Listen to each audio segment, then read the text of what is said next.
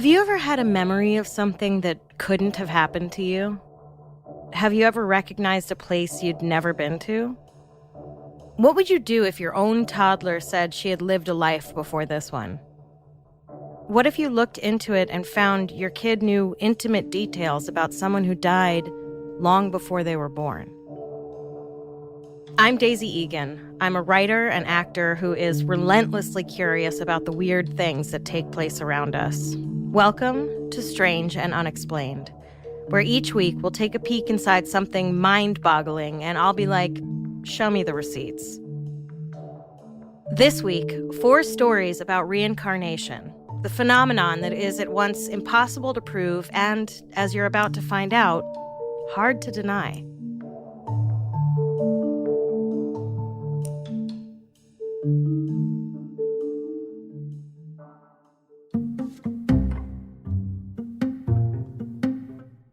In 2009, 4-year-old Ryan Hammonds from Muskogee, Oklahoma, started telling his mom he was homesick.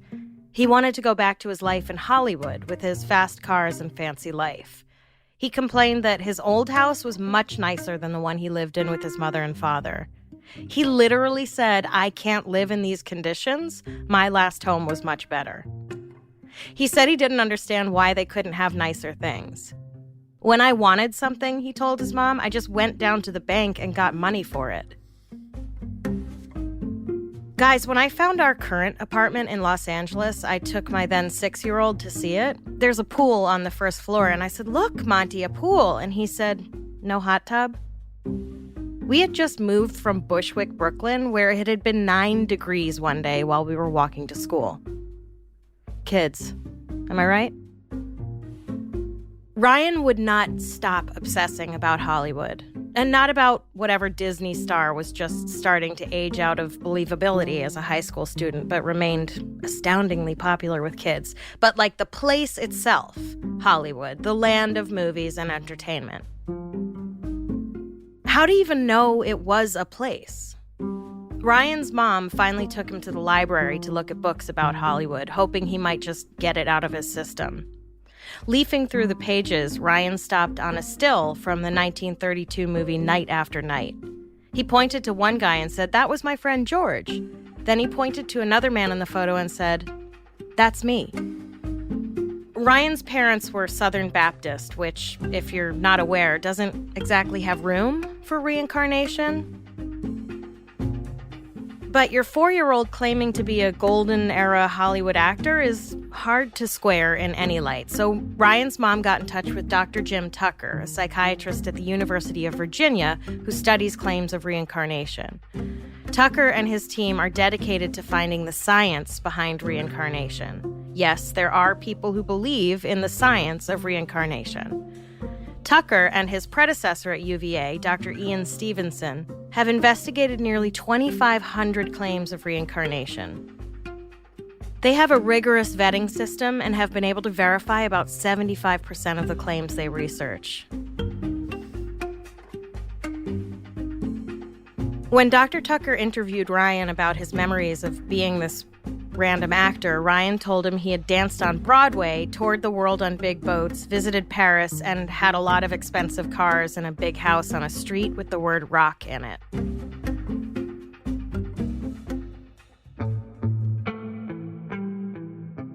The weirdest thing my kid said at that age was that he wanted to be a witch doctor when he grew up. Don't get me wrong, we were thrilled at the news. We just had no idea where he'd heard of that profession. He also probably couldn't have named the street he currently lived on, let alone one from another life. How this Midwestern kid even knew what Broadway was is weird. I'm from New York, and I didn't know what Broadway was practically until I was on it when I was 9. That was a shameless brag, and I do not apologize for it. Dr. Tucker had to dig to figure out who the actor Ryan pointed to in the photo was. The guy wasn't even listed in the credits for Night After Night. He was literally an extra. When I first heard this story, I was skeptical. And so was Dr. Tucker. Why would a background actor have such a fancy and glitzy life? By the way, being an extra today pays about $100 a day. Imagine what they paid in 1932. a corned beef sandwich and a hearty slap on the shoulder. Or ass, if you were a woman. It turned out the man Ryan identified as himself in the picture had been Marty Martin, a failed actor turned successful agent who did, in fact, have a fancy life and fast cars. He lived in a big house on Roxbury Drive. The street, Ryan said, had rock in its name. It turns out Marty had actually danced on Broadway. In 1925, he was in Gay Paris. He was billed as Marty Kalinsky. Turns out he had changed his name from Morris Kalinsky. I guess he wanted to sound less Jewish.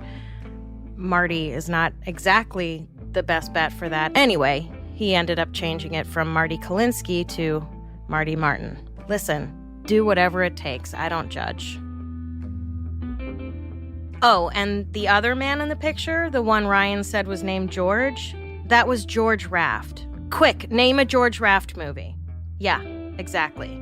I had to IMDb him. It looks like he was a relatively successful actor in the 1930s, and he was on a TV show called I'm the Law. Ever heard of it? Me neither. You think George Raft was a household name in Ryan's house? I'm gonna confidently say it was not.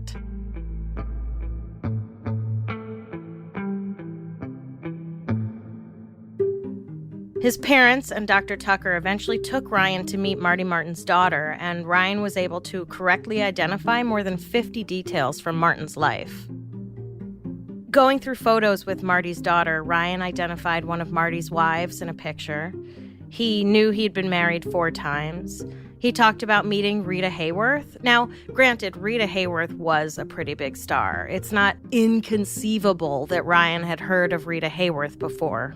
At 4 years old, in Muskogee, Oklahoma.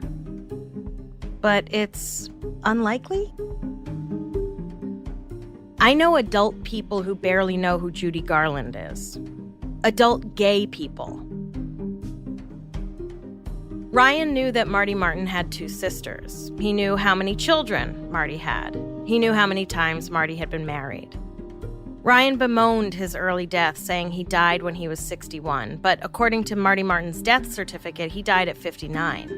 Given how many facts Ryan had gotten right, Dr. Tucker was surprised by the age discrepancy and looked into it.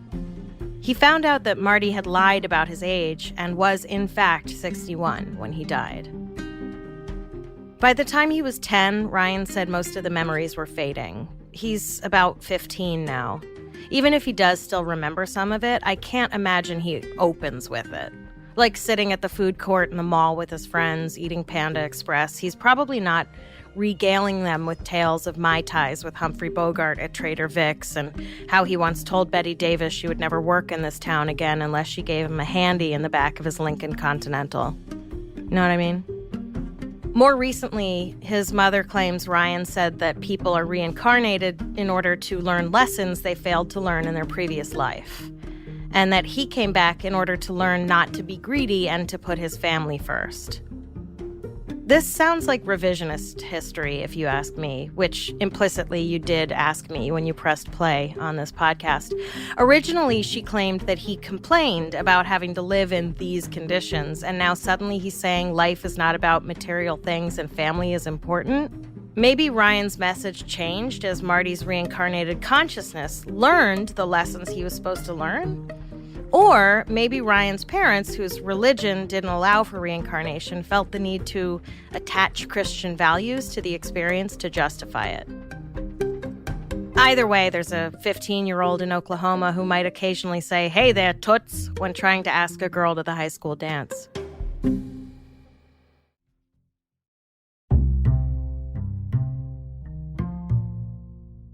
Ryan's story is not by any means isolated. Meet Lee. When Lee was a toddler, he had night terrors and was afraid of being crushed to death, a pretty specific and macabre fear for a 2-year-old. Lee's middle name was Cole, but every time he said it, it sounded like Co. His mom thought it was a speech impediment or just a simple mispronunciation, so she would sound it out carefully for him, and one day he said, "No, it's Co. It was my mother's name." And his mom was like, no, I'm your mom. My name is Jennifer. And he said, you're Jennifer? You're my daughter. Nothing like being well-actualied by your toddler. Lee's birthday was June 20th, but he would insist his birthday was June 26th. When the family was set to celebrate his birthday on the 20th, he got really upset and kept pointing to the 26th on the calendar, saying, that's my birthday. Lee had two obsessions from an early age. First, he was fascinated by tractors, which is not in and of itself interesting. A lot of kids are interested in tractors. Kids are weird. Though, to be fair, tractors are pretty neat. Second, just like Ryan, Lee was obsessed with Hollywood. He talked about Hollywood so much that finally his parents asked him if he'd been an actor in a past life. I don't know if they actually believed in reincarnation to begin with, or if they were just, teasing him. He told them he'd been a writer, which, honestly, is proof enough for me that this kid was telling the truth. Who would make up a past life as a writer in Hollywood? Quick, tell me who wrote Titanic, any of the Avenger movies, Love Actually. See? No one knows. Literally, no one knows who wrote those movies. It's a mystery.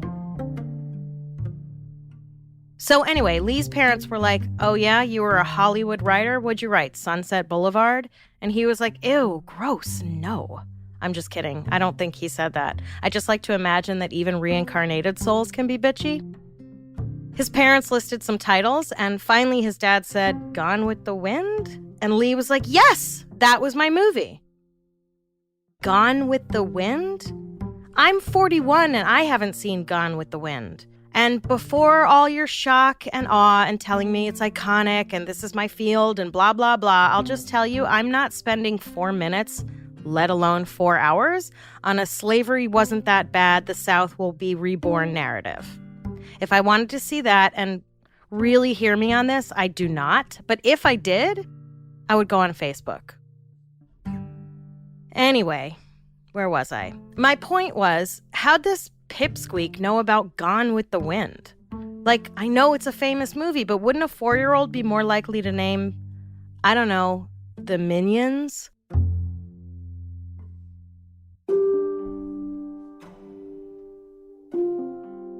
Gone with the Wind, it turns out, was written by a man named Sidney Coe Howard. Lee told his parents several facts about Sidney Coe Howard's life, including that he died when he was 48. All of these facts were confirmed. Sidney Coe Howard was born on June 26, 1891. Coe was his mother's maiden name. His daughter's name was Jennifer. Coe was 48 years old when he was crushed to death by a tractor at his home in Massachusetts. Shit's weird, right? Also, horrible way to die. Of course, Ryan and Lee's stories are anecdotal. It's impossible to verify 100% that these kids actually remembered another life, or if they were being coached by their parents for some nefarious reason. Maybe hoping for a movie deal? But why and how would these parents pick out Marty Martin and Sidney Coe Howard? Why not pick someone easier to research, like, I don't know, Natalie Wood or Elia Kazan? Maybe they think the more obscure the person is, the more believable the story? But also, anyone who would be willing to make their toddler fake being terrified of tractors is a serious dickhead. Also, toddlers aren't great at remembering their lines, so for Ryan and Lee to pass along this level of detail and repeat those facts over and over is really intriguing.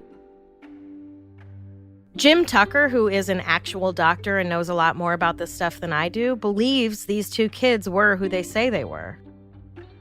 Most claims of reincarnation come from children between the ages of 2 and 6 years old. And most children who claim to remember past lives also report that the memories start to fade either once someone believes them or as they get older. Dr. Tucker thinks that having someone believe their claim is a validation and allows the child to release the memories.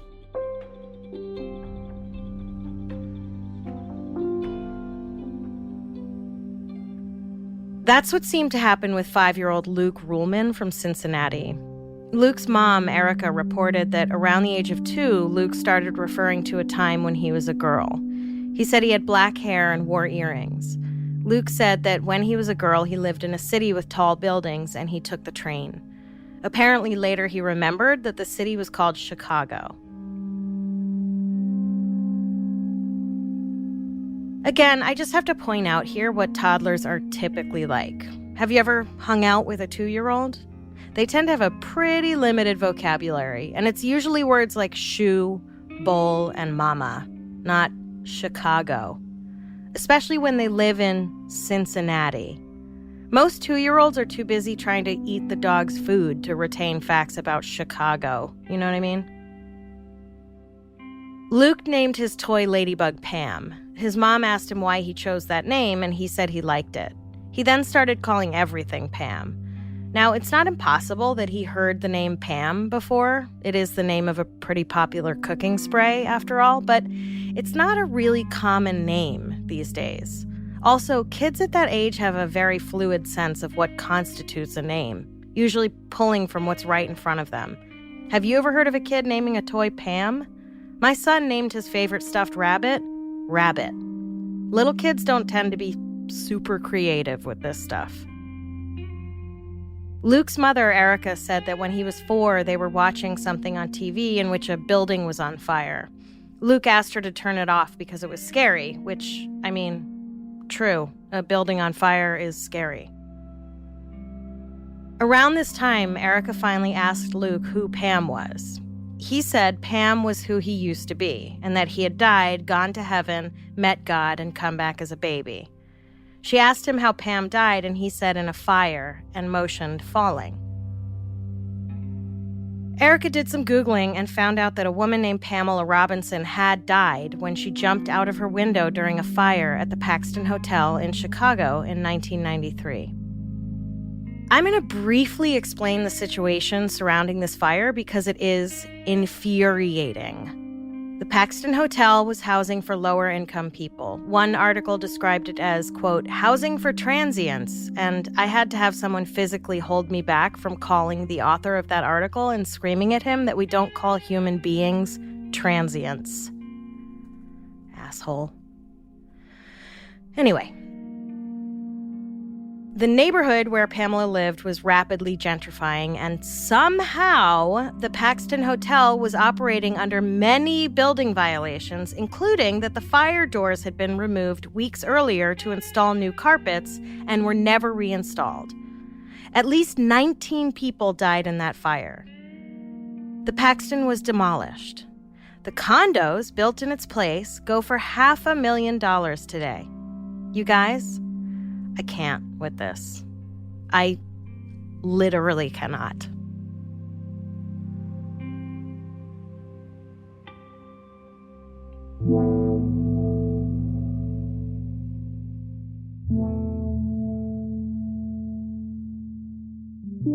There was very little information about Pam to be found. The article Luke's mom found only devoted one sentence to her and said she was survived by her father and sister. And when she sought out Pam's surviving family to see if she could learn more about Pam, she found Pam's daughter, who wasn't mentioned in the news article about the fire. She reached out to Pam's daughter, who found out that Pam and Luke shared similar taste in music, which happened to be Stevie Wonder, which, to be honest, I mean, who doesn't love Stevie Wonder? If it was like drum-led Latin jazz from 1962, I might be impressed. But Stevie Wonder? Also, Pam played the keyboard, and Luke's favorite toy was his toy keyboard. After talking to Pam's daughter, Luke stopped talking about Pam. His mom said it seemed like he had let her go. I don't know about this story. Dr. Tucker never took this one on. I don't know if he looked into it and deemed it unworthy or never even bothered. It's puzzling. On the one hand, it doesn't seem like Luke gave enough details about Pam's life to really make a convincing argument. The kid who said he'd been a Hollywood hotshot accurately remembered over 15 things about that dude's life. The one who'd written Gone with the Wind in a past life knew family members' names and how old he'd been when he died. Luke knew the name Pam and how she died and had a few things in common with a woman named Pam who died the way Luke claimed to have remembered. Those could be chalked up to coincidence. Stranger things have happened. On the other hand, I tried to Google what Luke's mom must have Googled, namely Chicago, fire, and Pam. And aside from the handful of articles covering Luke's story, I found it almost impossible to find Pam's name in any article about the fire. So the possibility that Luke was coached is unlikely. And if they did coach him, there wasn't much information to be found anyway. I don't know. This one is weird. I don't know what to make of it. But I will say, which is what I say about a lot of these things, why would the parents make it up? You're listening to this and you probably hadn't heard Luke's story before. Strange reincarnation stories about your kids do not a superstar make. So the motive remains mysterious for these parents. Again, most of these stories are about young kids remembering past lives. The last story I'm going to tell you is the exception to that rule, and I'll give you that one in just a minute.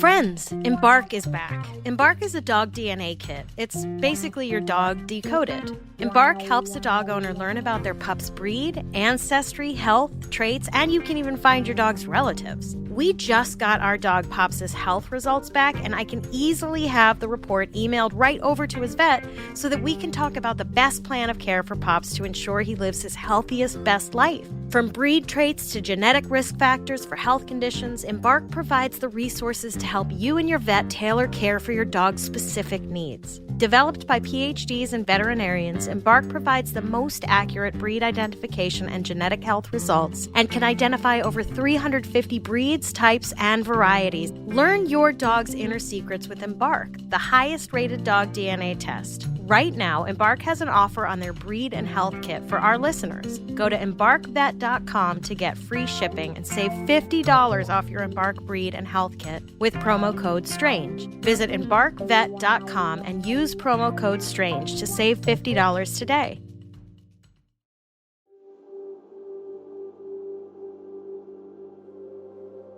In 1991, when he was about 43 years old, Jeffrey Keene and his wife Anna were in Pennsylvania for some antiquing. Weird fact about me, I love antiquing. I don't know what it is about going through dead people's old shit, but I find it very meditative. Maybe it's because I appreciate furniture that isn't made out of particle board. Anyway, on the drive, Jeffrey asked if they could make a stop at the Antietam battlefield, where a Civil War battle was fought in September of 1862. Marriage is about compromise, so they stopped. At the battlefield, Jeffrey hopped out of the car and his wife was like, I'm good. I don't need to walk around a field where people died trying to keep the racists in the Union. Thanks. He walked out to a place called the Sunken Road, which apparently was a significant place in the Battle of Antietam.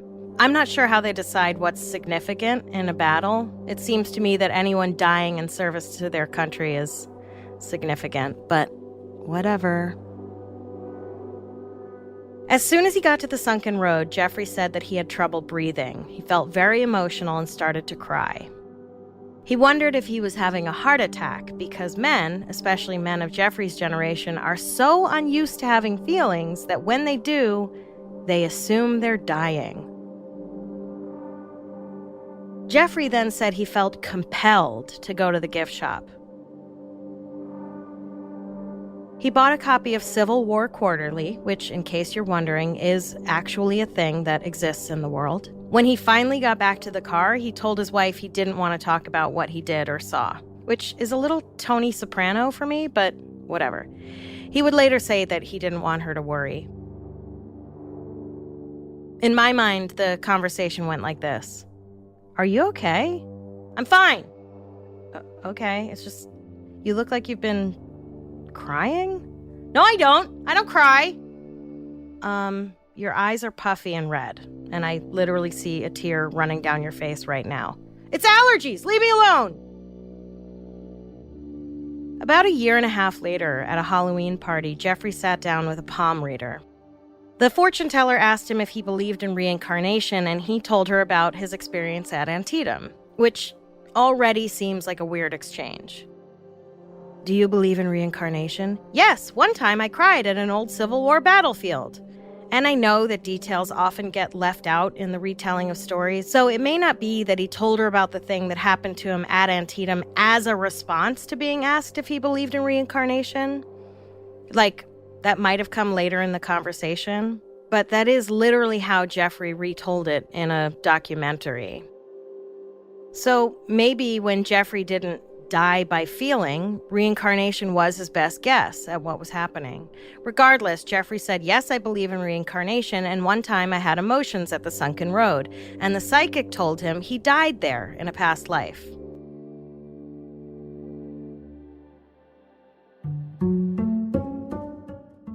Guys, case closed, as far as I'm concerned. If that's not proof that reincarnation exists, I don't know what is. Dude, you're not supposed to tell the psychic stuff. They're supposed to tell you stuff. Jeffrey basically fed all the information to this lady. Anyway. The palm reader told him he had been, quote, full of holes, which, I mean, yeah, if you die on a battlefield, I can pretty much guarantee that you're full of holes. And then she described whoever this dead soldier was. She didn't provide a name for some reason. The palm reader told Jeffrey that his former self hovered over his own dead body, yelling, "No!" And Jeffrey blurted out to the psychic, "Not yet." He said he didn't know why he said not yet, but the psychic then said, "Yes, like not yet." Because of course that is what she would say. After the palm reading, Jeffrey finally went and read the magazine he'd bought at the gift shop of the Antietam battlefield site. In it, he found an article about General John Gordon, the colonel of the 6th Regiment of Alabama under General Robert E. Lee in the Civil War. Jeffrey claimed the exact spot where he had his experience, the sunken road, was where General Gordon's regiment fought during the battle. That's a pretty wide radius to call exact. Look, I know people can be hyperbolic, but saying you stood in the exact spot where literally 1,400 men fought is like me pointing to Brooklyn and saying, that is the exact spot I was born. The article described how Gordon apparently yelled "not yet" as a battle cry, which I gotta say is a weird choice. Like, never surrender or death first, I get, but not yet just sounds so defeatist. Like, we're all gonna die, but not yet! Although, to be fair, Gordon himself was shot 5 times during the battle, including through the head, so not yet might have been all he could ask for.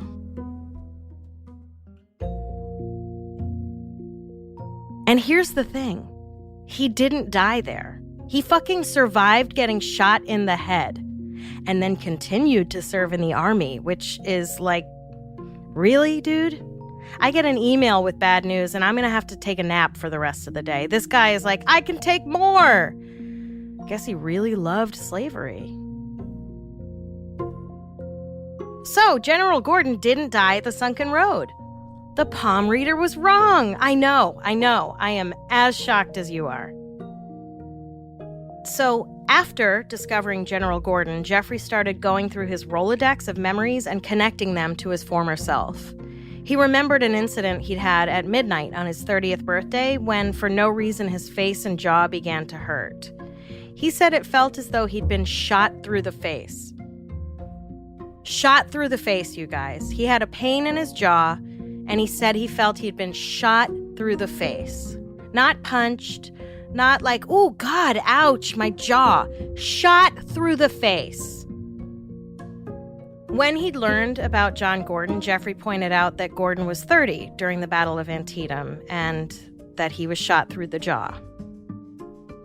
Jeffrey said that he bore a resemblance to John Gordon, and there have been experts who have agreed and disagreed with this. Frankly, a lot of white dudes look alike. You can at me on that one. I will stand by it. My partner can comb his beard in a certain way, and if we took a picture of him in sepia tones, you would swear he was a general in the Civil War. Jeffrey wrote a book about his experience entitled Someone Else's Yesterday, which was a finalist for the 2005 COVR Visionary Award. I don't know what the COVR Visionary Awards are, but as someone who has won awards from random organizations no one has ever heard of, I feel the need to acknowledge it. Beyond that, I don't know what to tell you about the Confederate soldier turned antiquer.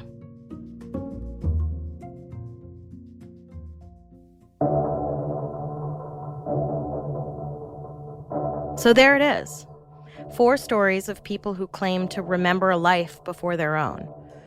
4 people who claim their souls existed before their own bodies did. It seems unbelievable. I mean, especially that last one seems unbelievable. I literally don't believe it. But the other 3? I don't know, man. How do you explain it? And I mean, what is a soul anyway? Where does it live in the body? What does it look like? Is it real, or is it just what we cling to in order to quell our absolute terror of death? If we accept the idea of a soul, then why not entertain the idea of reincarnated ones? Then again, if our souls keep coming back again and again, how come we haven't figured out life better?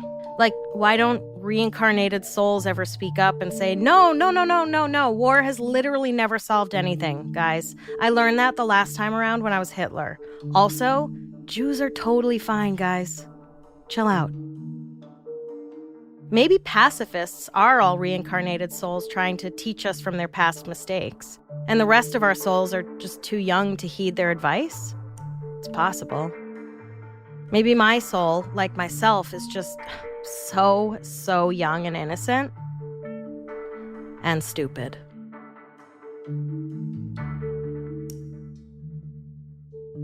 Next time on Strange and Unexplained with Daisy Egan, the vanishing drowning men. For years, fit college-age men have been vanishing, somehow lured away from groups of friends and then found dead in nearby bodies of water days or weeks later. Some people think it's a serial killer, but I'm not so sure about that. I'll tell you a few of the most terrifying stories and give you my take on what's going on. We have a lot of fascinating and bizarre stories to share with you this season, but we want to hear your episode suggestions as well. If you have an idea for something we should cover, whether it's a well-known case or something that happened in your town that the world hasn't heard about yet, go to our website, strangeandunexplainedpod.com, and fill out the contact form. This episode was written by me, edited by Claire Smith Marish, and researched by Jess Watford. A complete list of our sources for each episode is available on our website. Our episodes are mixed and edited by Jennifer Swatek. If you like our show, help us out by rating and reviewing us on Apple Podcasts. If you don't, skip it. Follow us on Instagram and Twitter. We are at SNUPod, and check out the Strange and Unexplained with Daisy Egan Facebook group to join in the conversation.